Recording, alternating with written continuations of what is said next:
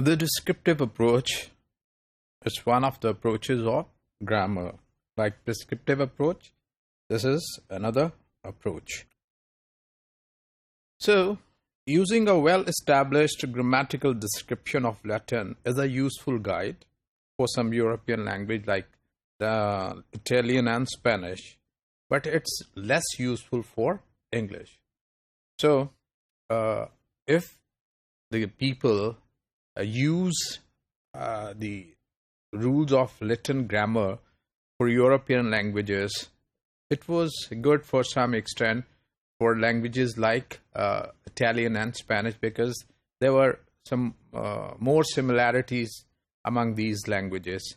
But these rules, Latin grammatical rules applied to English, did not prove very useful because they were different from each other. This point became clear to those linguists who worked on North American languages. So when the linguists with the concept of Latin grammatical rules tried to apply the rules on these languages, they found that they cannot understand or they cannot explain these North American languages. So it occurred to them that they need to change their approach. The categories and rules that were appropriate for Latin grammar just did not seem to fit these languages, because there were two different types of languages. So how could they can share the same rules? So they learn it with experiment that they are different languages. So in 20th century, the linguist adopted a different approach because the previous approach which they applied were not bringing some fruit or not bringing them their desired result, which could help them understand that those languages. So samples of language were taken and attempted to describe the regular structure of the language. So what they did, they took the samples. I mean, they took how people use that language. It may be a spoken language of Africa, or language that is being used by literate people in developing or developed countries. So they took the samples of the language, of any language, and then they try to understand that how this particular language works.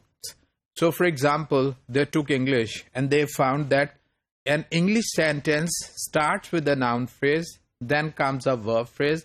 Every verb phrase is composed of a verb and a noun phrase, or sometimes there can be other possibilities.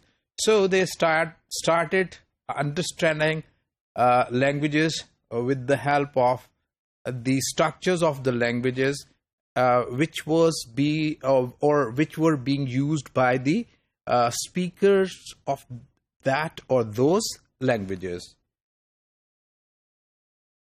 So when we use, or when they use this approach to understand language or languages, so they named it descriptive approach.